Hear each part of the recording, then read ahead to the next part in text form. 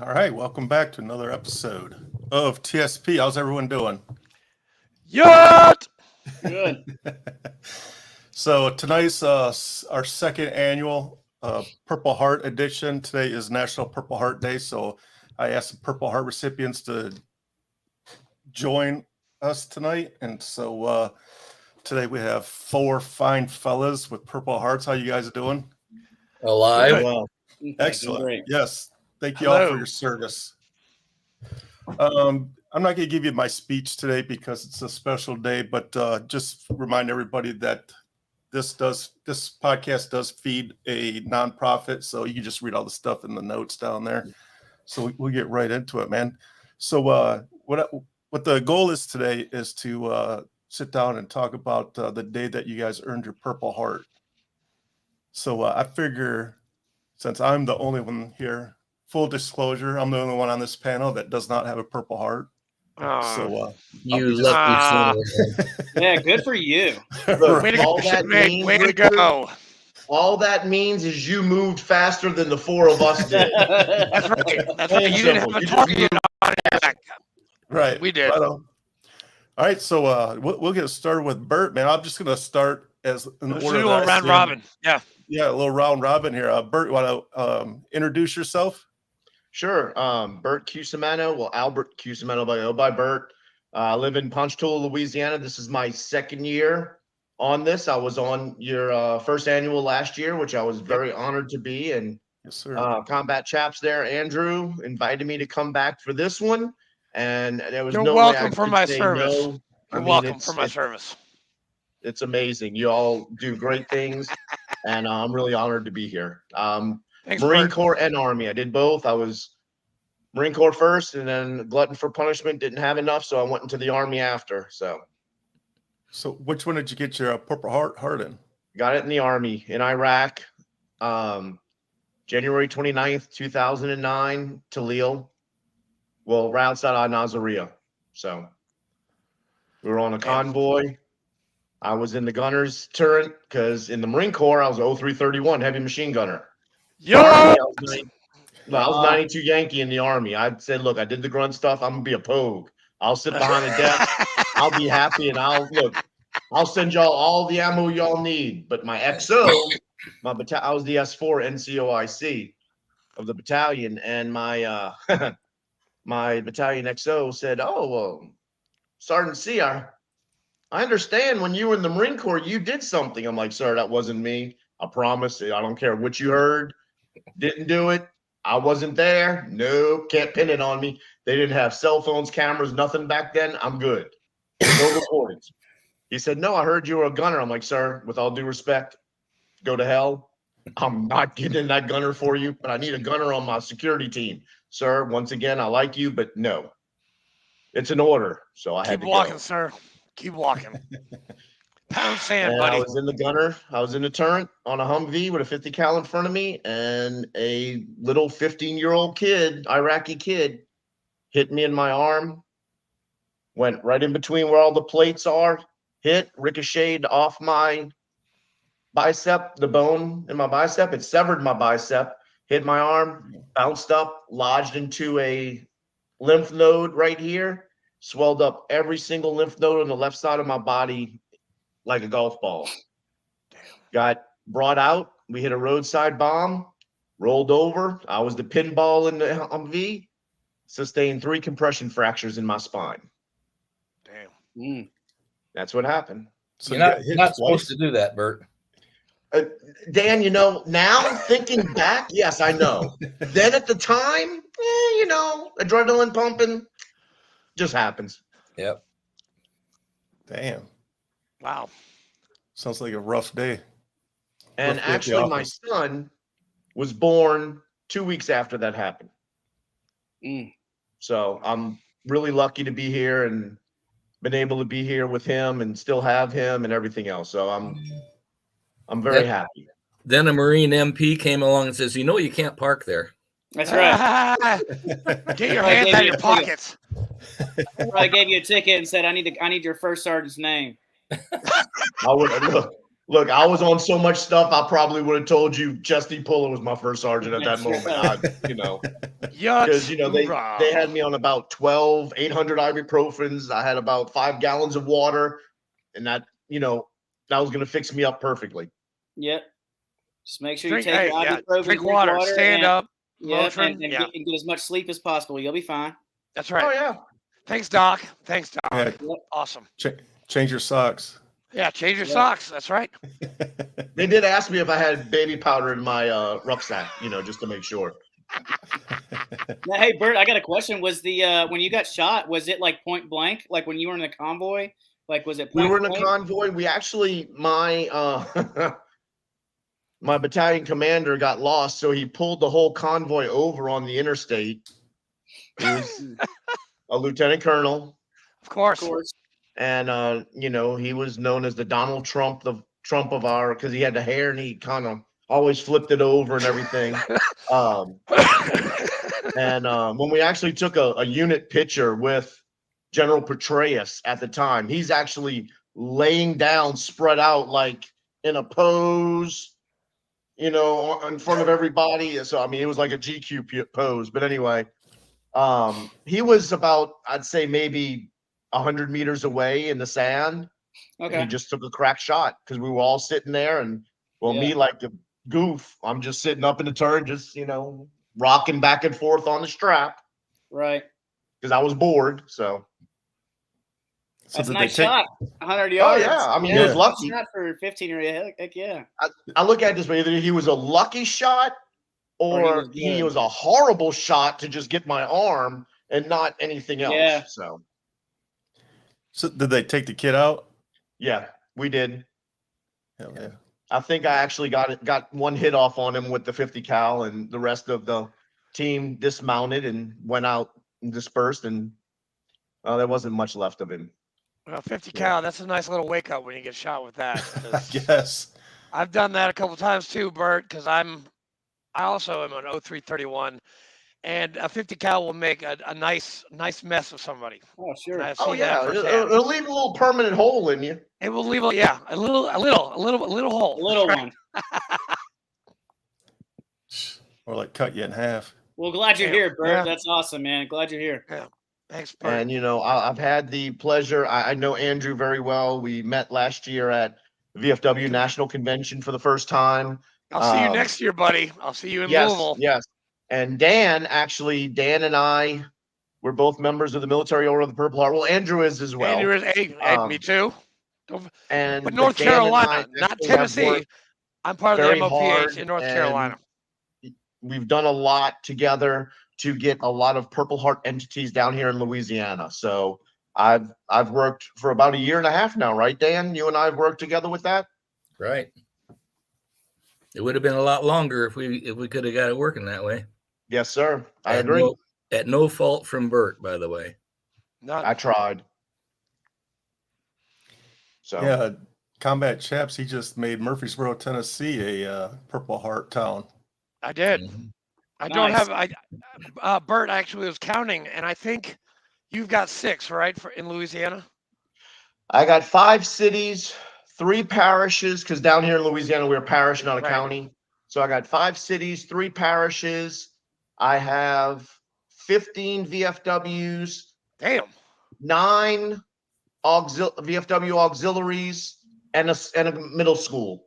Damn, dude. Showing you Yeah. up. Solid. I've got Rutherford County, Murfreesboro, Laverne, Smyrna, AMVETS 325, Cubscope Pack 108, and the Ranger Base Minatra in Laverne. So Yeah, I'm See, I had working. the distinct. I'm working my numbers, but hopefully I'll have some more Good. this year.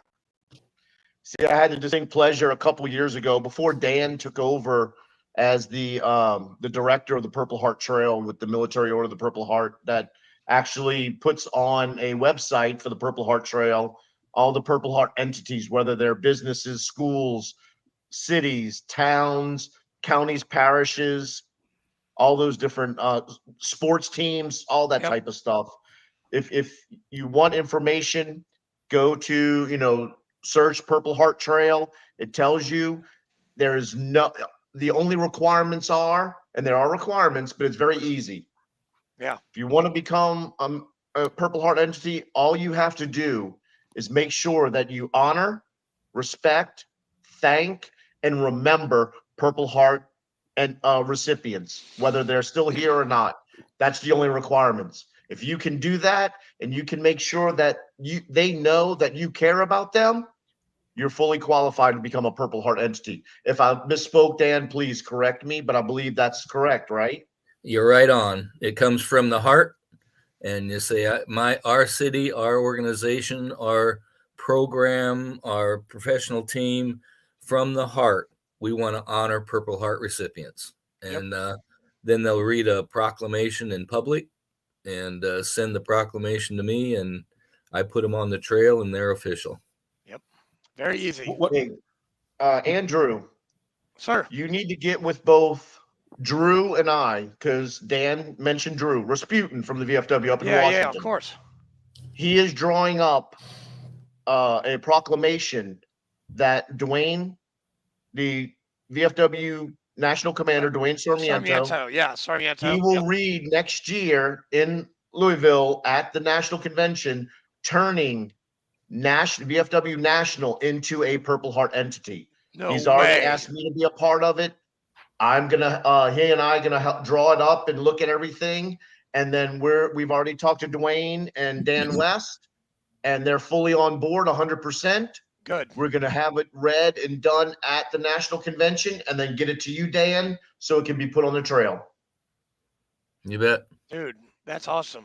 I'm glad, because Dan West. I mean, if Dan likes it, it's gonna happen. Yeah. And Dan, as you know, Dan West is a fellow Marine, and he is our Adjutant General of the VFW. He is the man. He's a big from the chief. great state of Texas. What's the We- purpose of having a Purple Heart entity? It's it's an external show that you have internally honored those that have served and who have received the Purple Heart. There's no financial gain. There's no eliteness to it. It happens to be something that the organization has said from their heart, we want to honor Purple Heart recipients and their families. Yes. So, and Dan and Bert, because of you guys, and because of that Purple Heart entity proclamation that was signed by our mayors, county and city, we have 2 Purple Heart parking spots in the front of our main square building, which I get to park there every single Sunday for our coffee with a veteran. They're like, Andrew, why are you parking so far away? I'm like, hey man, I'm parking on my spot. Okay. We helped get that spot. I was going to ask you about parking. I was going to ask you about parking spots, because I know Lowe's does a parking spot for veterans. So how do you how do you go about getting an organization to put up a parking spot? There again, you ask go ahead, them. Dan. You ask them. It's pretty simple. One of our community leaders in Rutherford County, he was like, he made the motion after I read the proclamation, and it didn't come into effect until the new mayor took over, but they're out in front of the courthouse right now, and they're still there. I mean, it's awesome. Now, it's really easy. I am not compensated whatsoever, but there is one national chain of restaurant, every restaurant in the United States, that has a Purple Heart parking spot, and that's BJ's. Oh yeah. BJ's actually, they have a veteran parking spot, but they also they bought off of online or DOT or whatever, and it's the actual metal plate. It says Purple Heart parking. Yeah, reserve Purple Heart. Yeah. BJ's put the second one up out here in Connecticut, in Torrington, Connecticut. Yeah, and we got a new BJ's in Smyrna like 2 months ago, and they have a Purple Heart sign too. So yeah, that's good to go. Yeah, we have one in Baton Rouge and we have one in Slidell that I know of, and they have them there. So, all right. So you're talking about the warehouse? Yeah, the BJ's. BJ's It's like restaurant. Because there's a BJ's restaurant by my. Not the restaurant. No, it's BJ's restaurant that has it. Oh, the restaurant has it too? Yes. That's good. Wow. Well, the BJ's is like Yeah, it's like a BJ's Costco restaurant is or the one who Sam's has it Club. nationwide. Yeah, and then down in Florida, all 18 of the Mission barbecues have become Purple Heart entities. That's right. And we have one in Murfreesboro too. Yep. All right. Hey, chaps, why don't you introduce yourself and give us your story? Sure. Thank you. Hey, good to see you Yes, sir. guys. Happy Purple Heart Day. My name is Richard Andrew Stephen Farr, VFW State Chaplain, VFW 12206 All-State All-American Commander. Yeah. Hey, sorry. I'm sorry. I got my first one. Now Fleek, he's been All-State All-American 3 years in a row. This is my first year and going for my second. But it's really good to see you guys. I got my Purple Heart in July of 2006, the Battle of Ramadi. That was kind of hellish fighting. I was with 3rd Battalion, 8th Marines, India Company, 0331 machine gunner. We're doing a patrol. Actually, I just had a reunion with my boys last weekend. So it sparked all of the memories coming back, and I'm going to try and remember as much as I can. But I think I was 2nd platoon, 2nd squad. We went on a patrol mission at the Islamic Ramadi Bank in Ramadi downtown. We did a night patrol. We cleared the building up 3 floors down. Then we came down.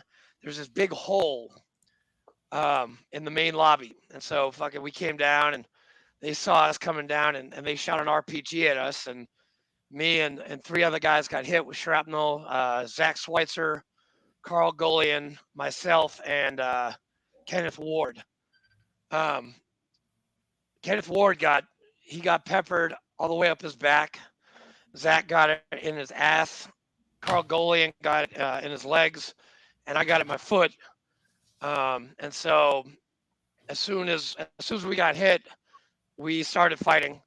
And then we called Corpsman up, as Marines always do. And they took us away. And as we were leaving, I was put in the back of a Humvee.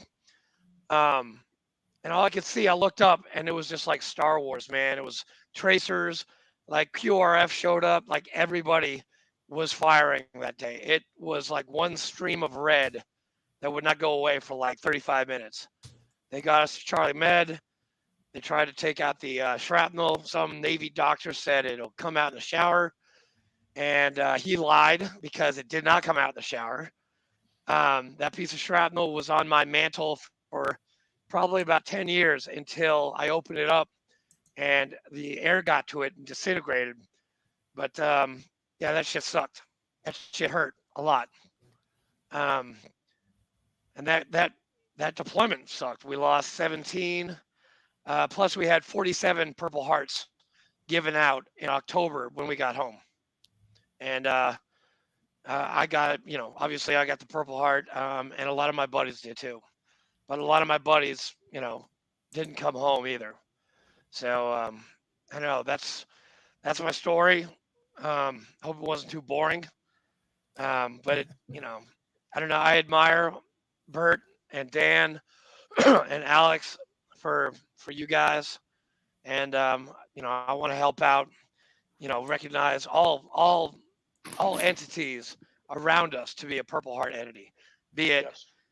the University of Tennessee at Knoxville is a Purple Heart entity. Go Vols! That's right. Very excited. But I will strive to get more entities in Tennessee, Purple Heart entities. Awesome, Very man. good. Thanks for sharing. Glad you're Thanks, here. Alex. Thanks, guys. Yeah, dude. Yeah. Really happy you're here. Sorry, it was, I remember last year was a lot longer. Like that took like 35 seconds. So I don't know. Damn, I didn't embellish as much, I guess. Sorry. Yeah. It's all good, man. Well, thanks for being here. Thanks for being a co-host on the show, man. Appreciate Hey, everything that Fleek, you when do. you asked me to do this show and help you out, man, getting our stories, getting our veteran stories, it's helped me tremendously. Because that's sometimes you just need someone to talk to and get it off your chest. Have someone be your sounding board. because I definitely do. I'm sorry. I have to tell this story. I have to. I know it's Purple Heart Day, but this has been on my mind since 3/8 India Company was. We had our reunion this past weekend. Well, okay. The house that we got was given to us for free by our district commander in the VFW. And in 7 years of them having this Airbnb, they have never, in their 7 years of existence, seen the mess made by 13 Marines in Altamont, Tennessee. They told me yesterday, your foundation, your battalion is never allowed in Altamont, Tennessee ever again. Yeah, us Marines, we're messy as shit. Damn, where'd Dan go? Dan just dropped Oh, off, Dan, man. we lost him. I think we I know lost he'll him. come. He'll come back. He'll jump back on. But yes, us Marines, Albert, Alex, you know what I'm talking about. Oh We're yeah. messy, Oh yeah. and we are pigs. We're fucking pigs. Hey, There are many yes. places. what is it? that, Either go big or go home, and Go we big or never go go home. home. So Bohica, Bubby, Bohica. Yeah, there's many And- places that we're not allowed back. yeah, No, well, I've never been told by someone like, yeah, you guys aren't allowed back ever again. I'm like, damn. And I helped clean that up, man. It took 2 hours. I mean, it was bad, dude. Oh my God, it was disgusting. We were so gross. It's so gross. The worst part about it, the person that owns it is his district commander. Our district commander, Well, Fleek, you're he's the- yours too, man. But you're the commander of the outfit. Yeah, I Doesn't know. look good. Doesn't look Yeah, good. it doesn't look good for the Marines. Hey, I'm in the clear. I've already been told. She loves me. Dude, I just got off the phone with her like an hour ago. I'm good to go. You're good to go, Fleek, but the Yeah. rest of my I wasn't Marines, there. they're fucking animals. All of them. They don't have, Awesome. you know what? I love them. I love you guys. If you're watching this, I love you guys, but you guys are messy. Man, Messy.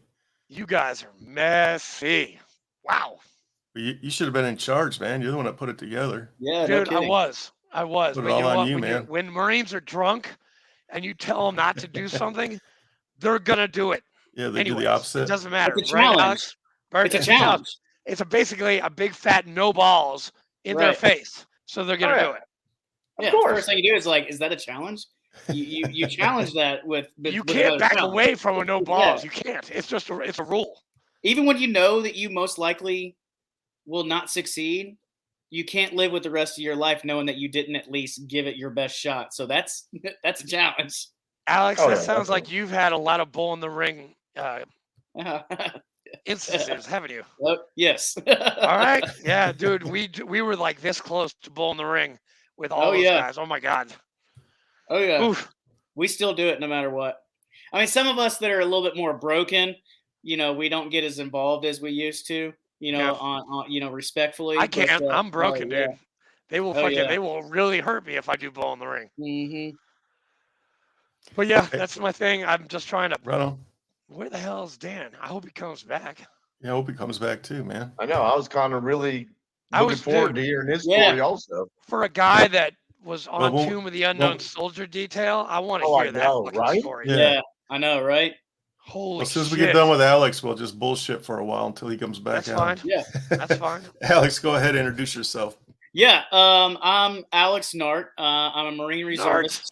Still, yeah, right. So like my last name is a weird last name, so it's actually pronounced Nauert, but my grandfather and their ancestors, when they came over from Germany, they wanted nothing to do with like whenever that time was. I don't even know. I haven't really gotten that far back, but all I know is the history of my family passed down. Is they wanted nothing to do with the German nationality. They wanted to completely become, Americans, whatever. They didn't want that stigma of what, the German government and military were doing. So they changed their last name from Nauert because obviously that's super German.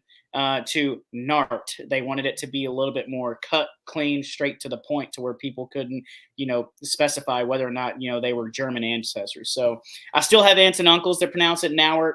A lot of times I will, depending on the situation where I go, I'll say, yes, it's Nauert, because that's the easiest way to pronounce it when they're reading it off a piece of paper. But yeah, so still currently in the Marine Corps Reserves. Just hit my 15-year mark. Was promoted to gunnery sergeant August 1. Shut up. Yep. Congratulations, Gunny. You're a fucking gunny. Yep, 6 days Oh ago. my I God. am. Holy Yep. shit. So I got Good for 5 you, more- Alex. Good for you. Yeah, thank you. 5 more years, and I don't know. I'm holding on tight. Hopefully, I can make it. I see the light at the end of that tunnel, but for some reason, that fucking light is just not getting any bigger. It's just staying small. So, but super excited about it. But I can't.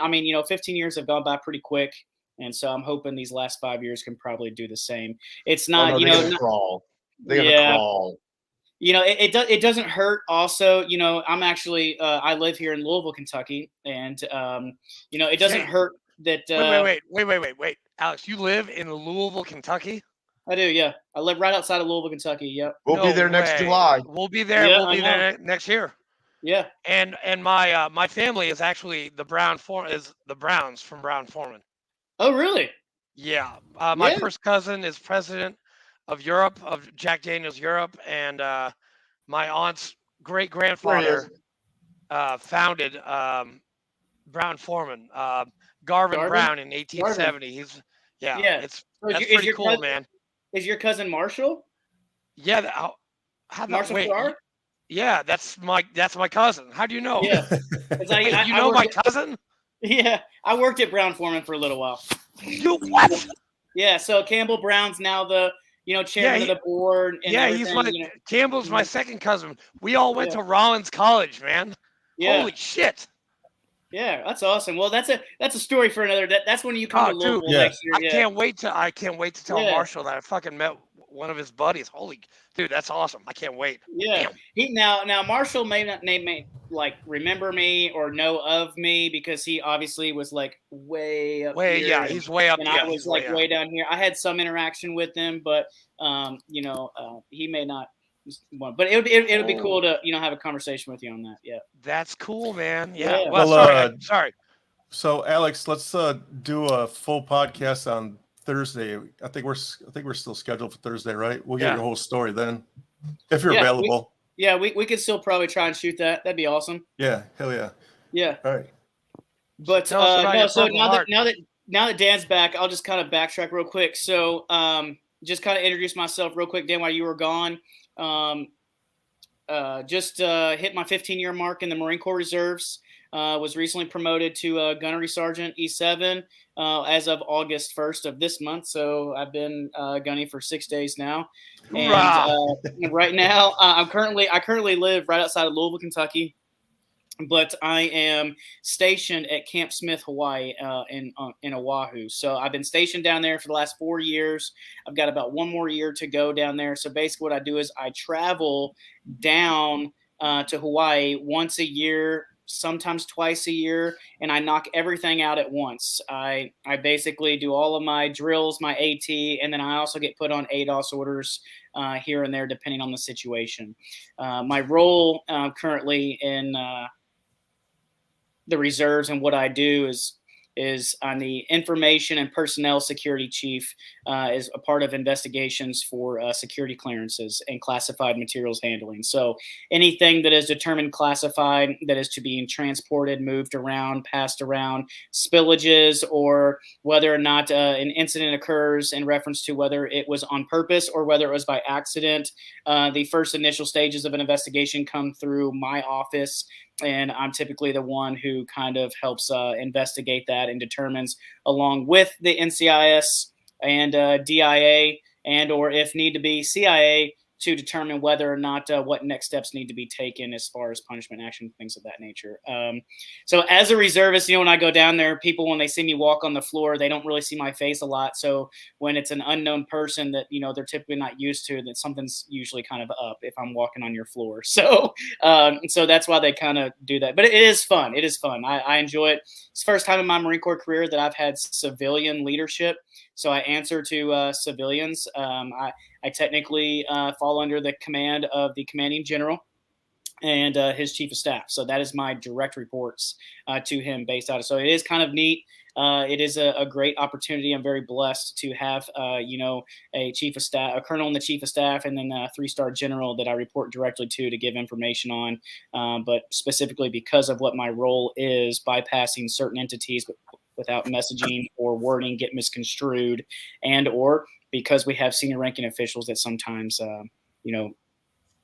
conduct misconduct. So that's why it's a kind of a direct report. So so that's my role in the Marine Corps Reserves. Full-time wise, I own a beer truck as a veteran-owned small business, as well as I'm also in the nonprofit industry and with the Woody Williams Foundation. Does anybody know who Woody Williams is? Okay, so Woody Williams is basically was basically like my grandfather, non-blood related. No way.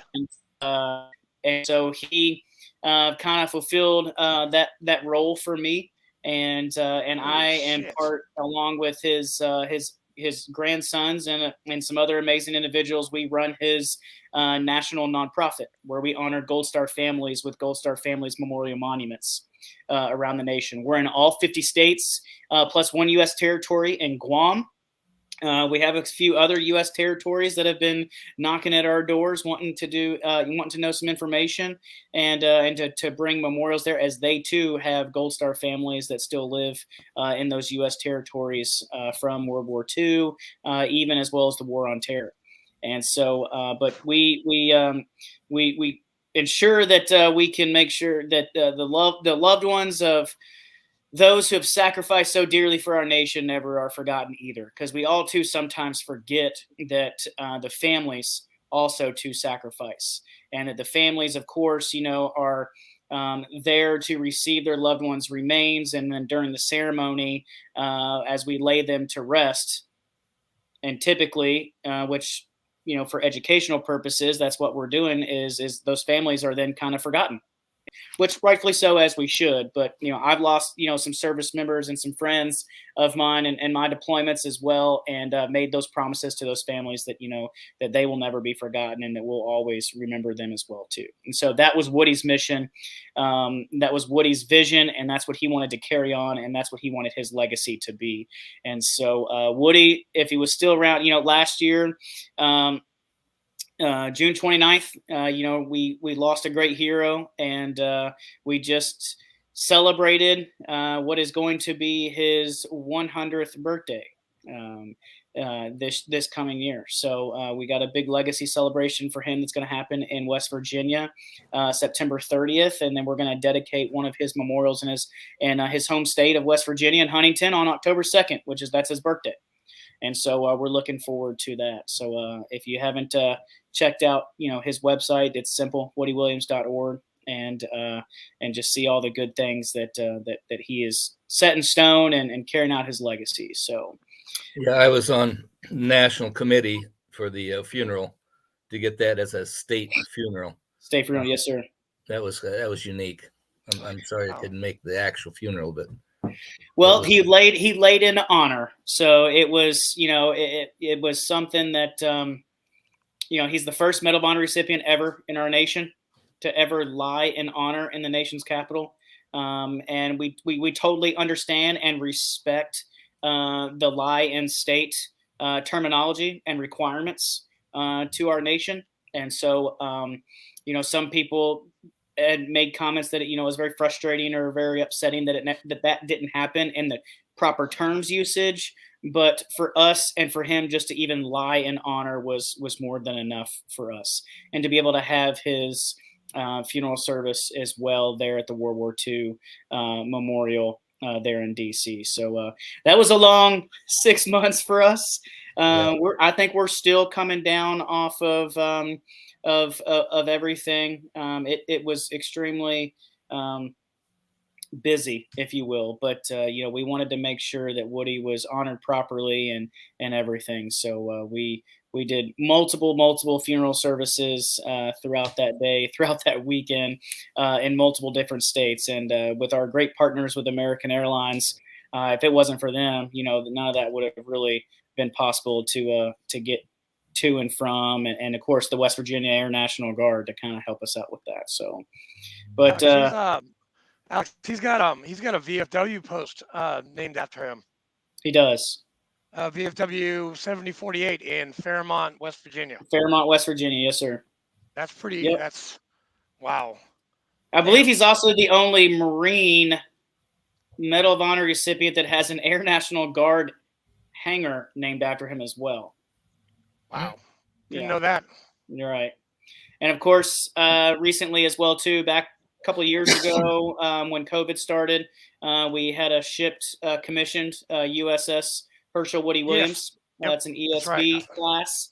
That was in March of 2020, right before the government and the whole country shut down. So that was an amazing experience in itself. And it was truly an honor and a blessing to be present for that. But okay, I think I'm getting long-winded on that.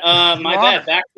Back to me. I see. It's hard for me to, like, when people ask, talk about like your experience. I don't know. It's hard for me to talk about myself. I guess I don't really it's like. Okay. But, it's okay, man.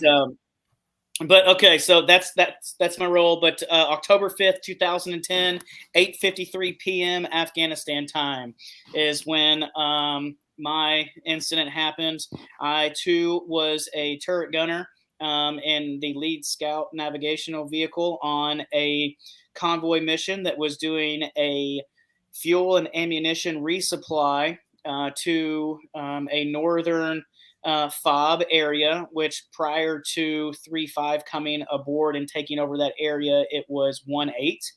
And so they were in a transition period. So we were resupplying them and providing security for those logistical movements when we were moving.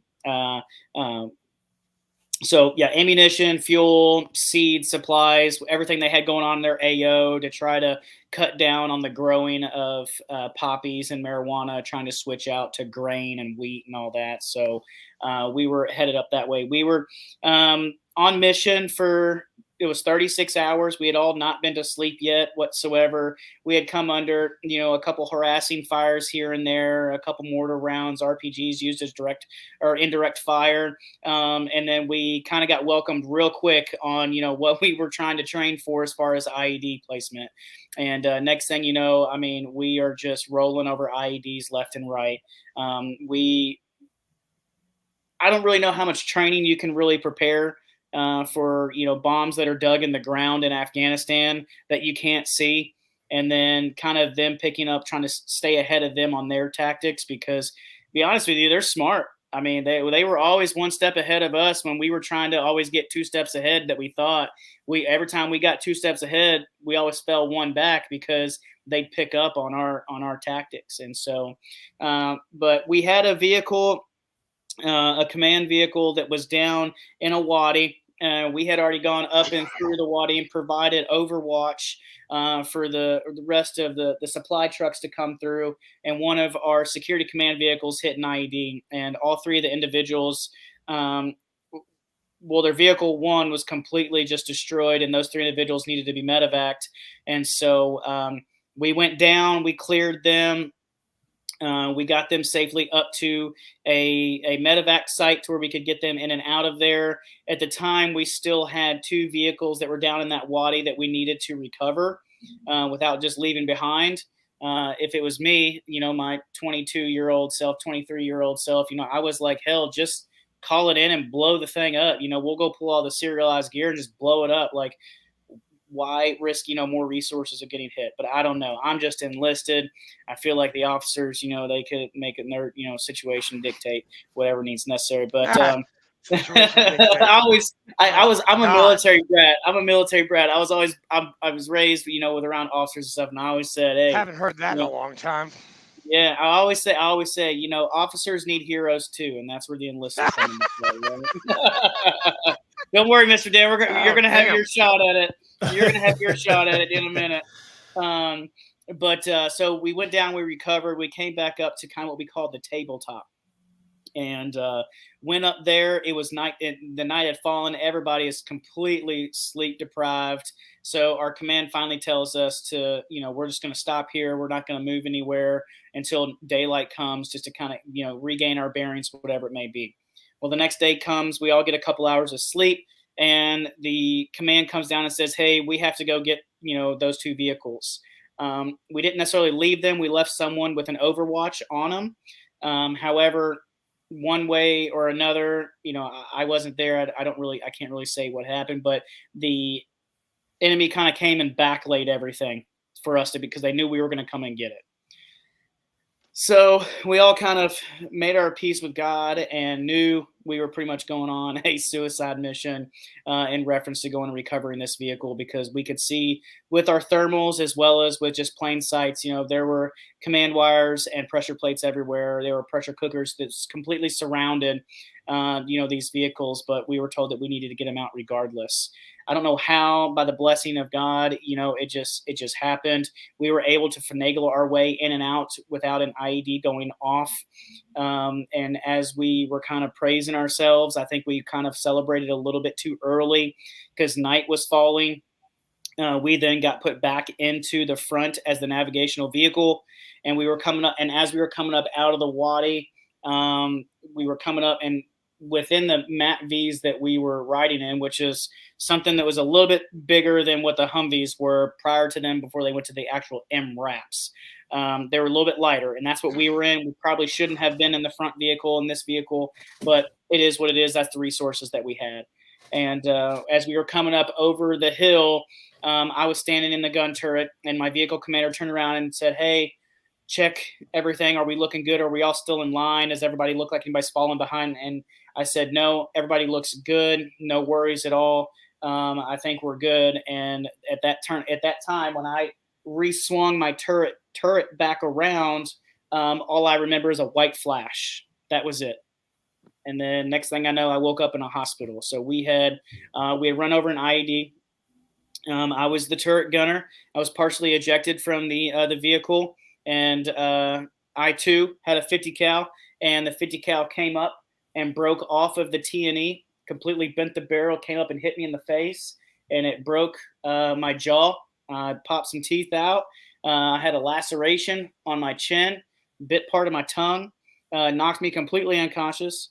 And then I guess somewhere along the way, I had fallen down on either the turret or the crank handle or something, and I had fractured my pelvis. And then I fell back down into the vehicle. And at that point, everything had kind of just like fallen on top of me. I don't remember anything.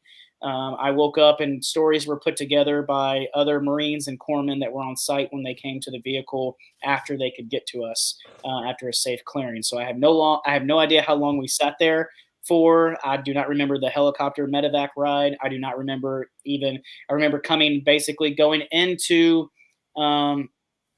either the operating room or going into a scanning room, whatever it may be, because as I kind of woke up, it was like this white light was like just in front of me. I don't know. Have you all ever seen the movie like Bruce Almighty when he's like standing there in the big white room and Morgan Freeman starts talking and he's like looking around, and it's that's exactly like what I saw. And then I heard some, noises or people talking, and I thought, I thought that was it. I thought I was like, okay, well, I guess I'm here. What do I do now? And the doctor had told me that the first words that came out of my mouth, that was like all like jacked up over here and like blood and everything. He said that I muddled the word Jesus as like a question mark, like Jesus. And like this doctor like leaned over in front of my face, blocking out that light. And he was a British doctor. And he was like, "No, mate, you're going to be good. We're going to patch you up real quick. You just got to stay awake for us for a little while. And as we get through these tests or whatever and yada, yada." And then right then and there, pain kicked in. That's when I knew that I was still alive and my adrenaline was starting to wear down again, and pain just kicked in. And so shortly after that, I was able to make it through without taking any medication for them to get their scans and tests and everything done. And then I was just begging and requesting for them just to put me to sleep. And so they ended up, kind of keeping me in like a medically induced coma for a few days because I did have a brain injury on top of that to get my brain swelling and things like that down. And so I was kind of in and out for the next 2 to 3 days or whatnot. And so that was how I sustained my PH back in 2010. So coming up on my 13-year anniversary, I guess. Damn, dude. Wow. Yeah. So, and I have the pieces of shrapnel. I have the Why do battery. we keep that? Why do we keep the shrapnel? Why? It's a It was thing. given. Hey, it was given to me, honestly. Like I guess like the guys, when they went up to the vehicle to do the battlefield assessment after we got gone, the whole front of the vehicle was gone, and there was shrapnel all in like the radiators, and I'll send y'all pictures. I've got pictures of my vehicle and everything. And like, if the turret shield was not in front of me, and if I did not have a 50 cal to take up that extra space, I would have been a pink mist in a memory, just based off of the shrapnel and the disintegration of the turret. If that was not there, I would have been gone. My body would probably just been ripped in half. So I'm very, very blessed, very, very grateful for that. And I'll definitely, get your guys' contact information. I'll shoot you all over some pictures. Hey, I just added you as a friend on Facebook. Yeah, So. yeah, absolutely. So I'll definitely send some over for you guys. But try to get them by Thursday when we have our next meeting with you. Sure, but yeah, they gave me this like piece of shrapnel, and it was a that's a big piece of shrapnel. Well, it was a 155 shell that was stacked on top of homemade explosives in a yellow can and a yellow jug. And so I have a piece of the wire, piece of the battery pack, a piece of the pressure plate, a piece of the shrapnel, and the initiating system. And I got it all into in a shadow box. I gave it to my dad, and he had put it all together and everything for me. So I have it in a shadow box. Wow. And everyone's like, "Why do you keep that?" I'm like, "I don't know." I was like, "I have no idea why I keep it, but it's a reminder every day that I was just like, I just do, I guess." So. FYI, Alex's father is a 06. Yeah, he retired from the he's a puddle pirate. He retired from the Coast Guard. So Coast Guard, Semper Paratus, baby. That's right. Well, as Marines, we should be very grateful for the Coast Guard, to be honest with you. And the Navy. Yep. If you know about Douglas Monroe, the only Medal of Honor recipient in the Coast Guard, and what the actions he did, even Chesty Pullard to this day said that if it was not for Douglas Monroe, they would have all been slaughtered by the Japanese. And they hold that over us forever. They do. My dad tells me that over us forever. My dad tells me that almost every day. Yeah. That's Andrew. That's because all the Coasties are kind of embarrassed that they're him is Baby Shark. So That's right. Shark. That's right.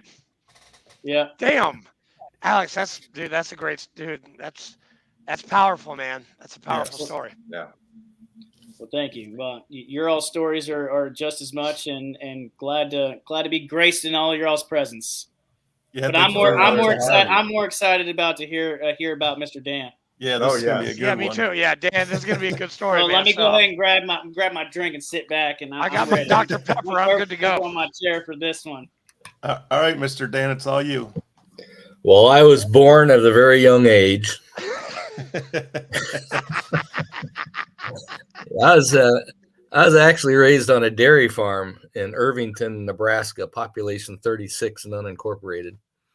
And it was just a spot in the road. Now it's almost grown into Omaha, Nebraska. So Omaha grew around it primarily. But I went through 4 years of high school ROTC, and I said I'm going to join the Army. And 1965, right out of high school, I went down to Fort Lost in the Woods, Missouri, for basic training. Yeah, and been there. Then I went to Fort Gordon, Georgia, for airborne, pre-airborne training and infantry training. Yep. And then I got my first permanent duty assignment was the Old Guard at Fort Myer, Virginia. And I was originally assigned to a line company. I was the right guide and guidon bearer for the 21-man honor platoon. Every time we'd bury somebody in Arlington National Cemetery that was of any rank, they would have a caisson and a 21-man platoon, and the riflemen and the drop job people. And so it was quite a team, quite a group. And then I got asked to go up to headquarters company. So I was with Delta Company, and I was asked to go up to headquarters company, which was the place where they had the tomb guards and the fife and drum corps and all the specialty units there. And I got an opportunity to start working on the actual Tomb of the Unknown Soldier. So I got a chance to walk the tomb about 3 or 4 times, and then a big levy from the Pentagon came down, and anybody who had more than a year to go in service ended up going to Vietnam. And that was 1967. So I was at the Old Guard in 66. 67 came along, and they didn't send us as a unit. We went over as a bunch of individuals, landed in Camp Alpha, and then wait for your name to be called, and you're assigned to a specific unit. I was assigned to 2nd of the 12th Infantry of the 3rd Brigade of the 4th Infantry Division. And so we had triple canopy layer jungle activity all the time. And my first Purple Heart, we were in Indian Territory, not supposed to be there. And as we had set up as a security listening post, and a 72nd North Vietnamese regular moved in right within 100 yards of us and sat down. And so when we started pulling back, we said, let's not make a lot of noise here. Let's try to get out of here quietly. And so we were sneaking and peeking and retreating all at the same time. And then we had to call in progressive artillery to cover our retreat. When we got to the LZ to get picked up, bad guys were at the LZ. And I got a piece of shrapnel in the left leg, and it wasn't very big, wasn't major issue, but put me on the aircraft, and we flew back into friendly territory. Then I was asked to be, because I was wounded, they said, well, we got to keep you in town here a little bit. So they asked me to be colonel bodyguard and radio operator for the 2nd of the 12th Infantry. So I was the radio operator for the lieutenant colonel. At that time, I was a Spec 4. And then a lot of things happened over that period of time. We were in Michelin Rubber Plantation, the Hobo Woods, the Iron Triangle, all those you hear about. We got moved up toward Cu Chi, right below the Black Virgin Mountain. And we were in Tay Ninh area. Tay Ninh was called Rocket City. You could almost set your clock to when the rockets would start coming in at 4, 5 o'clock in the evening. And then I got moved again out of the battalion into the division, into the 3rd Brigade. At that time, we changed from the 3rd Brigade 4th Division to the 3rd Brigade 25th Division. And so we were now all the 4th Division left, and we had the 3rd Brigade now. The 25th Division was the same group of people. We just changed patches from one side to the other. Things went along perfectly fine there for quite a while, and then along came January of 1968, and there we are supporting a fire support base in what they called Sui Cut or Sui Out, which was out in the middle of the jungle at a crossroads where 2 major groups would come together all the time. And so they put a fire support base right there where these groups, the 72nd and the 71st North Vietnamese regulars, met all the time, and got overrun 4 times, I think, from between January 1st and January 3rd. and I didn't get a scratch during that whole mess. And as we were getting ready to pull out of that area, January 26th of 1968, all the helicopters, the big birds, were picking up the Connex containers, because we had buried Connex containers in the ground, and that's where we ran our tox out of. Was out of these, and so all the Connex containers were gone, and now all we had was big holes in the ground. And then the North Vietnamese regulars came back, wanted to do a counteroffensive, and that's when I got a piece of shrapnel. Oh, it's a long story, man. On the 3rd of January, when they overran us, we had a machine gun set up in the front of the bunker, and then we had it's called an S turn coming into the back of the bunker, and we had two guys bad guys coming in the back of the bunker while the machine gunner was shooting out the front. And I got a rifle. I killed the first guy coming in the door, but the second guy caught me with a rifle butt, knocked me down, and was getting ready to bayonet me. And the guy with the M60 pulled the M60 out of the window and turned around and sprayed the whole back of the bunker and killed the second guy. As he fell, he caught me with his bayonet in the right side. Luckily, he was already dead when he fell, so he didn't know where he was aiming, because he could have caught me right in the chest, but he caught me in the side. Later on, when they were removing all these Connex containers, and the 72nd North Vietnamese regulars came in again, that's when I got a piece of shrapnel in the top of the left eye, and it knocked me out. Have no idea what happened after that. Woke up in the hospital, patches on both eyes, and all the people around me cleaning up. This is 45th Medical Evac in Cu Chi.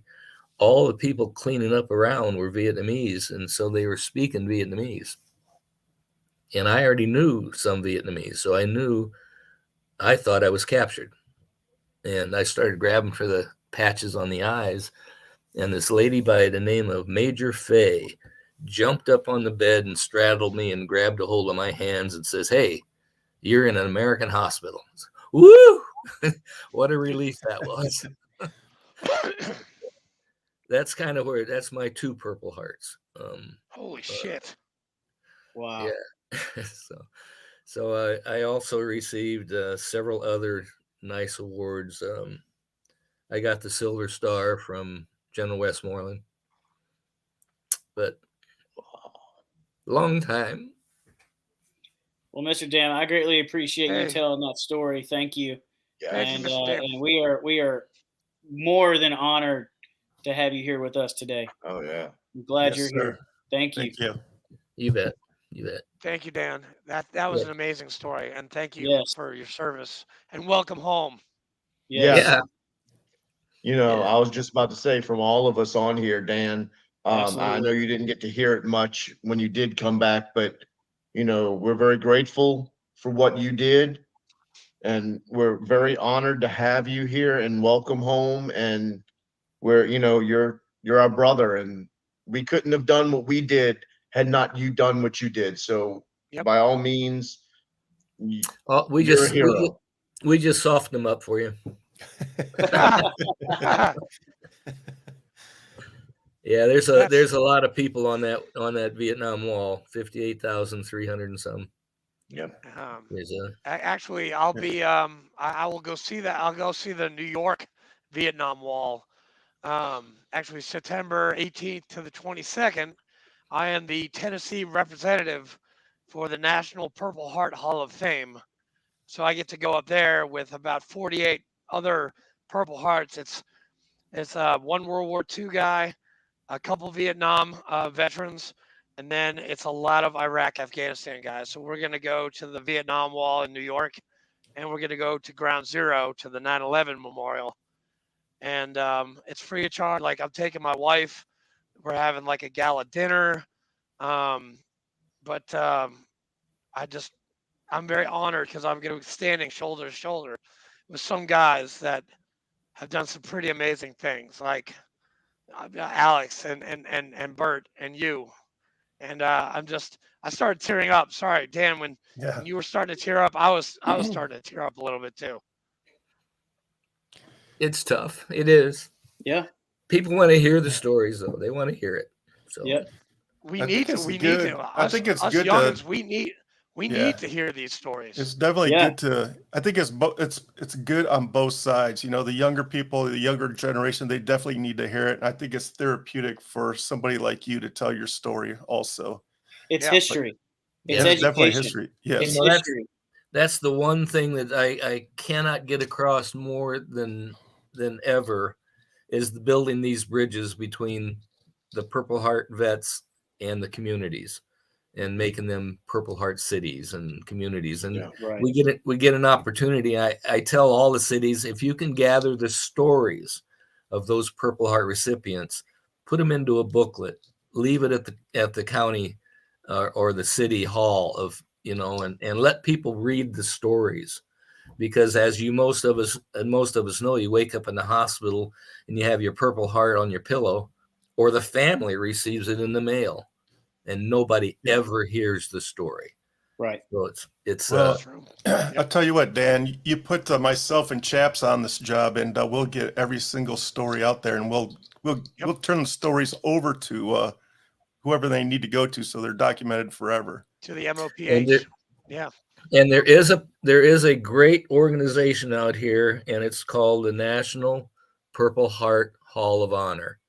It's in New York. Mm-hmm. Anybody who's got a Purple Heart needs to send their information to that particular location, because it becomes electronically collected, and family members can go in there and type your name in and see your story long after we're gone. Well, like I said an Dan. hour ago, I don't have one, but my grandfather does, and I'm going to be sending this his DD 214 in. Yeah, absolutely. What, Dan? Actually, you mentioned. I mean, that's twice we've mentioned the National Purple Heart Hall of Honor. Our senior vice commander in chief of the entire VFW, Al Liphart, is in that museum, and I'm actually very lucky. I'm next to him, like in the museum, and I get to go up there and I get to see it. But Al, he was on last year, and he told us another riveting Vietnam story where Oh, he yes. like, I mean, he killed like 15 people, and he doesn't even remember doing it. He doesn't even know it. And It's true. I do have to And tell it's- us. I got to tell us one funny story, because you got to please laugh at some do, of this stuff. please. That's please. Of course, I was a machine gunner, you know, Yes! light weapons, Yes, yes. M60 machine gun, 240, and 240 and for the young guy. yeah, and so we get up on this clearing. We're getting ready to move into a village, and we got up on this clearing, and there's about a 50-yard opening where a rice paddy is, and in the middle of the rice paddy is one of these water buffaloes, huge, great big, huge horns, and the thing probably weighs 2 tons. And the old man calls me forward and he says, Ettinger, you're a dairy farmer, right? I said, yeah. He says, what do we do with that? I said, first of all, that's not a cow. And secondly, we ain't in Nebraska anymore.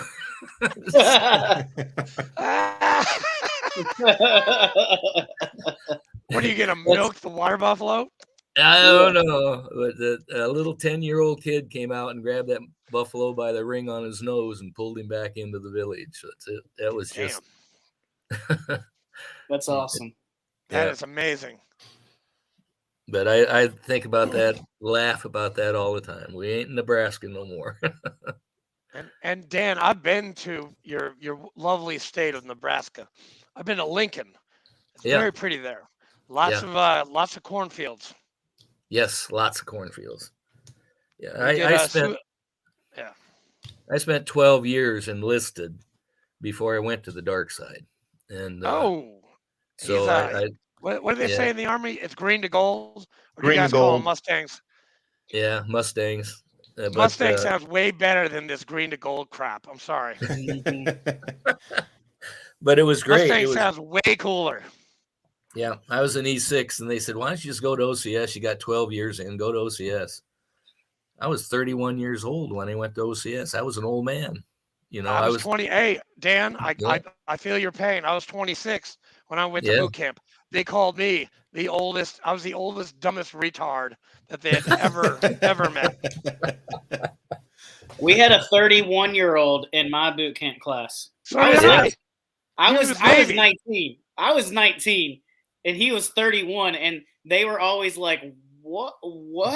Like, Yeah. our drill instructor was like, "Why? Like, why now?" Yeah, the OCS, you know, the tax used to say, hey, hero, come here. Come here. Yeah, I was the only one in OCS with a combat infantry badge, you know. right. Yeah, that's right. Represent. That's right. Yeah, I had, Right. had That's- the whole that's rack, respect right all there. that rack of, what do they call it? Fruit salad on my Your uniform. fruit salad. Yeah. Your chest Yep. candy, as us Marines Yeah. like to say. Yeah. Hey, hero, come here. You know? That's right. Give me 10. Yes, sir. Alex, you've been in what, 15 years? You said. 15 years. God damn. Got to stay in now. You're over the hump. Yeah, I that's it. was like- You can't get out. And the thing is like, my dad had always said, I'm not going to push you to do anything. If you want it, it's yours. Yeah. I'm going to be here to motivate you and give you, positive vibes, but I'm not going to force you to do anything. And I always said, I'll determine when I hit my 10-year mark. And then a mentor of mine always said, well, let me put it this way. As soon as you hit your 10-year mark, you better make a decision at that 10 years right then and there, because as soon as that next day comes along, you're more than halfway there. Absolutely. So if you're gonna do 10 in a day, if you're gonna do 10 in a day, you might as well stay. And I was just like, I didn't look at it that way. Not And good so, advice, dude. Damn yeah. good advice. Yeah, 10 in a day, you might as well stay. Yeah. Can you see that little Oh, gem? Yeah. Damn. There, look at that. Oh, look at that. Yeah, that was handed over by Westmoreland himself in country. Wow. So by General Wow. Westmoreland. Holy I'm sorry? shit. By the general. He gave that to you. yeah, and that Wow. first thing he says, at that time I think I was in E5, and he says, "What do you want to do, soldier?" "I want to go to fucking bed, General." He says, "Get this man a Jeep." Yeah. Yeah, that was That's good. Wow. Well, Dan, I will say, along with Bert and Alex, we would love to have you guys on individually for your own hour show. The offer is always there for sure. Yeah, absolutely. Every And we're gonna do Sunday, Alex Thursday. 1900. Yeah. Every Sunday So- we were, yeah. Yeah, so we record when we do our regular show. It's not live today. It happens to be live for National Purple Heart Day, but we'd love to sit down with you guys. I'll put Chaps in charge to get you guys get you down on the calendar. Yes, sir. Aye, Yeah. sir. Yes, Right, yes, yeoman. No problem, yeoman, sir. Whatever suits you just tickles me plumb to death, mister. Yeah, Hey, right. so Dude, hey, I hey swear, Dan, dude, when he we just do sounded your like John Wayne when he said that. when we do your episode, you're gonna talk like John Wayne the entire time. He did. Please. He sounded like John Yeah. Wayne when he just said that. I happen to have met John Wayne in country too, which was What? yeah. No Oh, way. Yeah, they were doing the Green Beret thing, and they said, "Why don't you pretend? Why don't you take the Duke here and pretend like you're going on a patrol?" Shut up. And I said, "Why don't you take your camera and shove it where the sun don't shine? Because we don't pretend over here." And I'm not going to be the guy that gets John Wayne killed. I'll tell you right now. So, Yeah. You know what, Alex? You and Man. we had Chuck Norris. Bert, you probably had what? Sylvester Stallone. Who's the famous guys that were around your fobs, like when you guys were going home?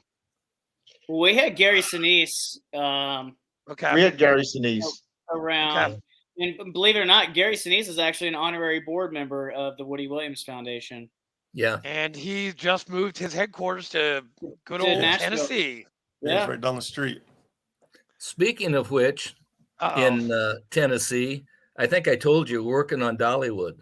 We've been working Yeah, on that's right. Dollywood. You did. Yes, you did say that the other night. That's right. Yeah, That's awesome. we need to get somebody from Tennessee to go down there. Her name is Carol Agee is her name, is the Hey. POC. Give me the phone number. I'll make the call. We just were in Pigeon Forge to Sevierville. Yeah. Like 2 months ago. So I'll go. Like give me an order, sir. I'll go. Yeah, she gives a 30% discount to veterans already. Yeah. You know, I've yet to go to Dollywood. I'm sorry. I was born in the state. I have not been to Dollywood yet. Hey, Well, I can say that I have been to Dollywood with both my daughters and my family. Is it nice? Was it like last year or something like that? And it was interesting. interesting. Yes, it was very Okay. interesting. But I will say this: yes, they do give a steep discount for veterans and their families. So yeah. Yeah, we used to live down in North Carolina. When I retired out, we were in North Carolina, and we used to go up because it was only an hour and a half drive from Flat Rock, North Carolina, where we lived, to Dollywood. So yeah, Right. So, yeah, that's a quick trip. Yeah. yeah, so we used to go up there quite often, get away from the crowds, and it's interesting to say the least. Right. Hey, whatever Alex. that means. Sure. I'm trying to get Brown Foreman to help out the VFW convention next year. You and I are going to have to work on that because Yeah. I mean, I've given them numbers and emails, and it's just not my place because I'm like low man on the totem pole. I can't go Sure. tell the commander in chief, hey, you need to talk to this guy like right now. I can't do Right. that. I'm sorry. I'm just a little chaplain and a commander. That's it. Right. Little chaplain. You're the you're Southern Conference chaplain. Dude, I know. Hey, listen, I don't like titles. I'm not a title guy like some guys we know in the VFW. Your I'm not going cousin to runs mention the any place. names. Hey, your cousin runs the place. Why don't you just call your cousin? Hey, listen. Hey, he's in Europe. He's in London, man. He runs the Brown Foreman Europe, that's Amsterdam, and he lives in London. Right. I've asked for his help, and he's given me some phone numbers and stuff, but I got to go to Aunt Dace Brown. I got to go to my aunt and see if I can try and persuade her. Have Bobby talk to him. Bobby. Laverne? Oh, yeah. There you go. I did. That's funny. I sent Al an email, and I sent Bobby the same email, too. So I don't know. I'm fingers crossed. Excuse me. Fingers crossed. Yeah, man, I'll see Bobby this weekend. I'll remind him. Please do. Yeah.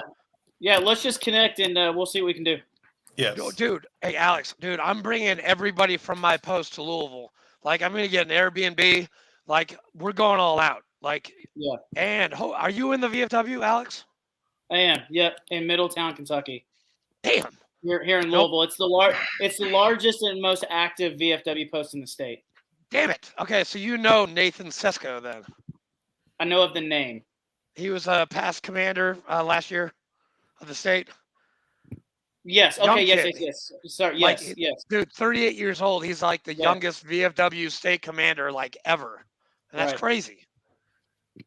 Yep, I know who you're talking about.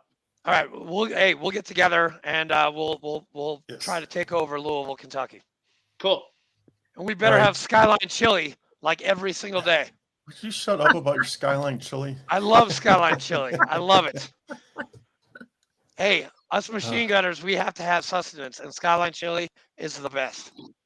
No, it's not. Or White Castle, either one, White Castle or Skyline. It's okay. All right, are you done running your suck now? Yeah, I am. Can we shut it down? These guys got stuff to do. It's hey, I'm just a co-host. I'm the comedy relief of this show. Okay. I heard about Tennessee, by the way. What did you hear about Tennessee? An elephant got away from the local circus, right? Oh, and ended up in the backyard of this lady that had a garden in Tennessee. And she calls the cops and she says, hey, there's this huge animal. I've never seen one like this before. It's got two tails. And the cop says, well, what is it doing? It says, it's picking up with one of its tails my cabbage heads. He says, well, what's he doing with the cabbage heads? Oh, you don't want to know that. Oh man. Okay, that's a thinking. Okay, that was good. Yeah. Wow. That was good. Wow. All right, That's guys. funny. I want to thank y'all for coming on and sharing your story. We truly appreciate you guys, and thank you for your service. Welcome home. And stick around for a second while we shut it down because I want to make sure everybody gets uploaded. Yeah. Okay. And we need Absolutely. it. No, Yeah. thank you. Appreciate it. Thanks, Alex. Thanks, Bert. Thanks, I Dan. like to have